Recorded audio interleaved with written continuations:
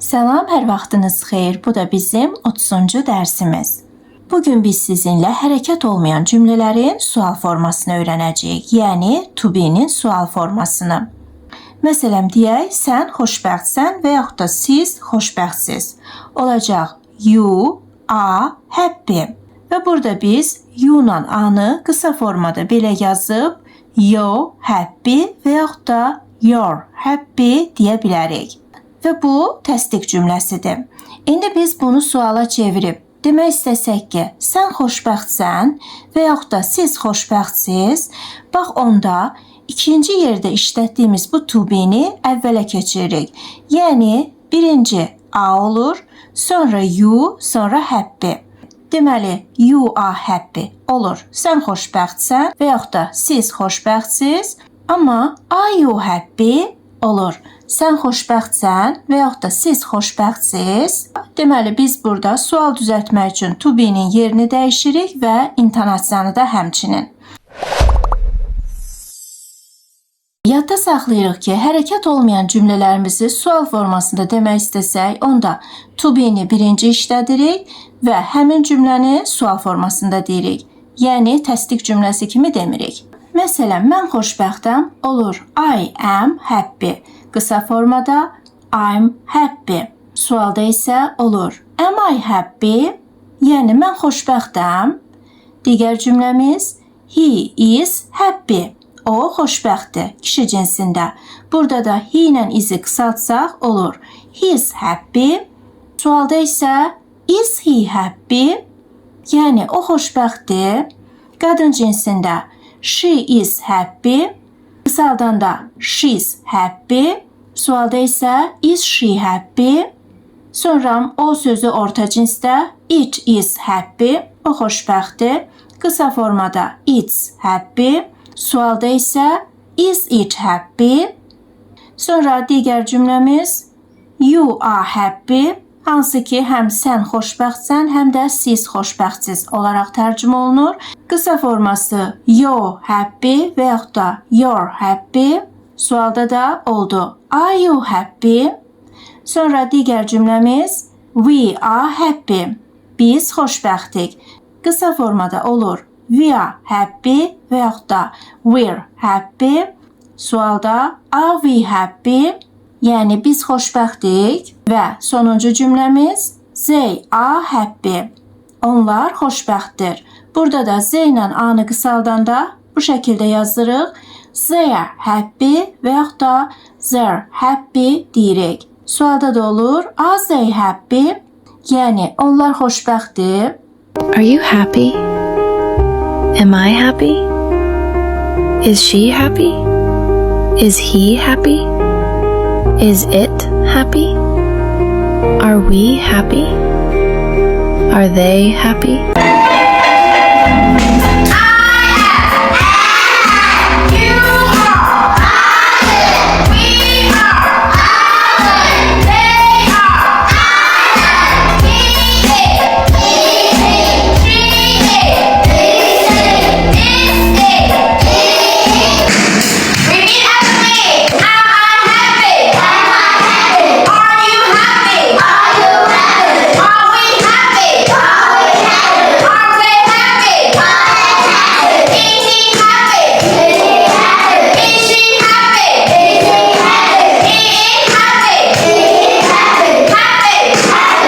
Deməli, gördüyünüz kimi təsdiq cümləsində birinci şəxs gəlir, ondan sonra to be gəlir.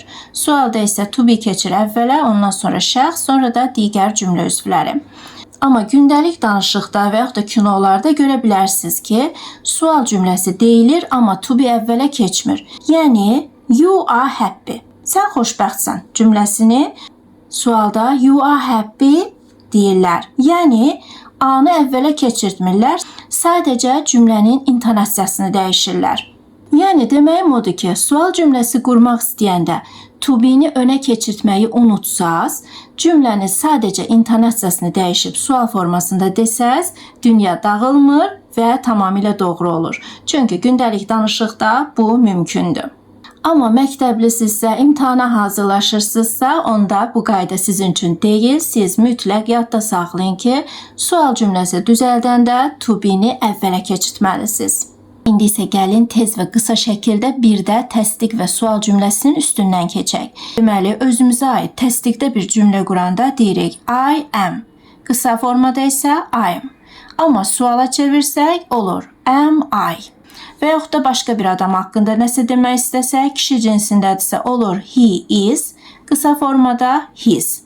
Sualda isə olur is he. Sonra she is.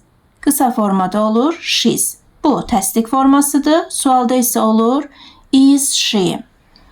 Sonra it is. Qısa formada olur it's. Bu da təsdiq formasıdır. Sualda olur is it. Sonra you are. Qısa formada belə yazılır. Yo və yaxud da your olaraq tələffüz olunur. Sualda isə olur are you. Sonra we are. Qısa formada belə yazılır. We're və yaxud da we are deyilir. Sualda are we. Sonra they are. Qısa formada belə yazılır. They'e və yaxud da their deyilir. Sualda isə olur are they.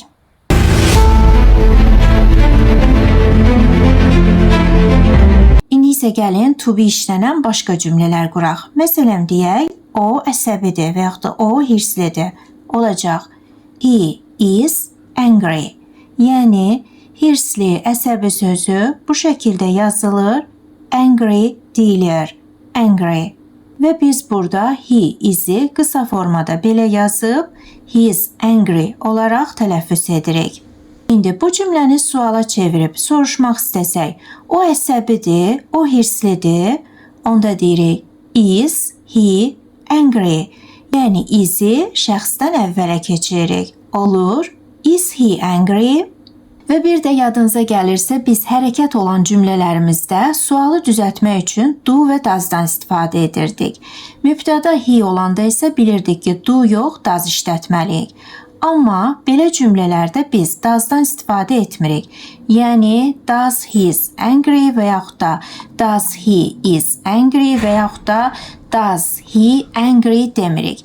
Çünki hərəkət olmayan cümlələrimizdə to be-dən istifadə olunur və belə cümlələrin sualı da to be-nin özü ilə düzəlir. Ona görə də biz orada artıq do, does'dan istifadə etmirik. İndi isə o sadəcə əsəbidir yox, o çox əsəbidir demək istəsək, bilirsiniz ki, biz orada very sözündən istifadə edə bilərik.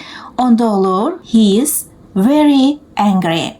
Yəni çox əsəbi olur. Very angry. Və biz burada çox sözünü very olaraq işlətdik. Amma öncəki dərslərdə olduğu kimi burada da biz very sözündən istifadə etmədən çox əsəbi deyə bilərik. Bu zaman biz bu iki sözün əvəzinə ya furious ya da irate deyirik. Yəni çox əsəbi sözünü ya bu şəkildə yazırıq, furious deyirik, furious və yaxud da belə yazırıq, irate deyirik, irate. Deməli, o çox əsəbidir cümləsini həm he is very angry, həm he is furious, həm də he is irate deyə bilərik. Amma indi cümləni dəyişib kimə və yaxud da nəyə əsəb olduğumuzu demək istəsək, onda necə olur? Məsələn desək, o sənə əsəbidir. Qadın cinsində olsa olur. She is angry, yəni she is angry. Ondan sonra kimə əsəb olduğumuzu demək üçün ya with sözündən istifadə edirik ya da at. Ondan sonra da kimə əsəbi isə onu deyirik. Yəni sənə əsəbidirsə, onda olur with you ya da at you. Deməli, o sənə əsəbidir, olacaq she is angry with you və yaxud da she is angry at you. Yox, əgər kiməsə yox, nəyəsə əsəb olduğumuzu demək istəsək, hansısa bir vəziyyətə, hadisəyə, onda she is angry sözündən sonra ya about ya da at sözündən istifadə edirik. Ondan sonra da əsəbi olduğu vəziyyəti və yaxud da hadisəni deyirik. Məsələn, demək istəsək, o mənim səhvimə görə əsəbidir. Onda olur she is angry about my mistake. və yaxud da she's angry at my mistake. Deməli, yadda saxlayırıq ki, kiməsə əsəbi olduqda biz orada ya with ya da at sözünü işlədirik. Amma nəyəsə əsəbi olduqda, yəni hansısa bir vəziyyətə, hadisəyə əsəbi olduqda orada about və yaxud da at sözünü işlədirik. Qısacası, at sözünü həm şəxslə işlənə bilər, həm vəziyyətdə, həm də hadisədə. Amma with yalnız şəxslə işlənir, about isə vəziyyət və hadisədə.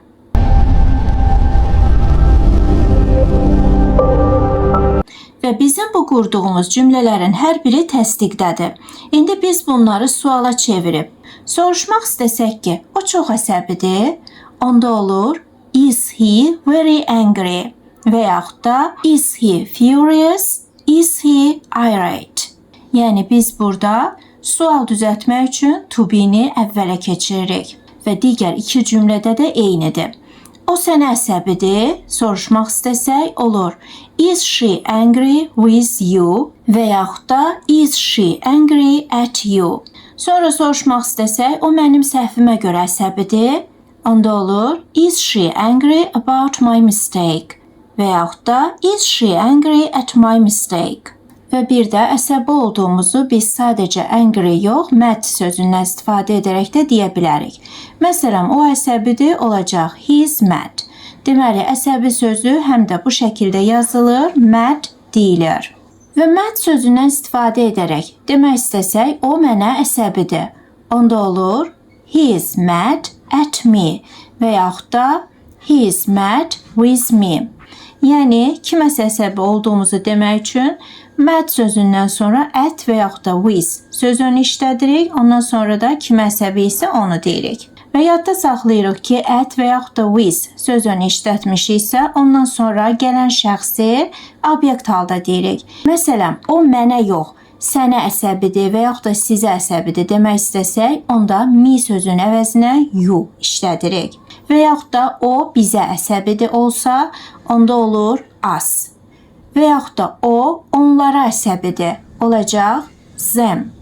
Və yaxud da o ona əsəbidir. Əgər əsəbi olduğu şəxs kişi cinsindədirsə, onda olur him, qadın cinsindədirsə her, orta cinsdədirsə olur it. Və bir də mad sözündən sonra at və yaxud da with sözünü işlətsək, onda əsəbi olduğumuzu demiş oluruq. Yox, əgər mad sözündən sonra about işlətsək, ondan sonra şəxs və yaxud da başqa bir şey desək, onda biz əsəbi olduğumuzu yox, sevdiyimizi demiş oluruq. Yəni, he's mad about me deyəndə, burada artıq mən, o mənə əsəbidir yox, o məni sevir demiş oluram. Bəli, düz başa düşdünüz, mənası dəyişir. Mad sözündən sonra at və yaxud da with işlətdikdə əsəbi olduğumuzu bildiririk. About işlətdikdə isə kimisə, nəyisə sevdiyimizi bildiririk. Məsələn, demək istəsək, o futbolu sevir. Onda olur he is mad about football və yaxud da soccer.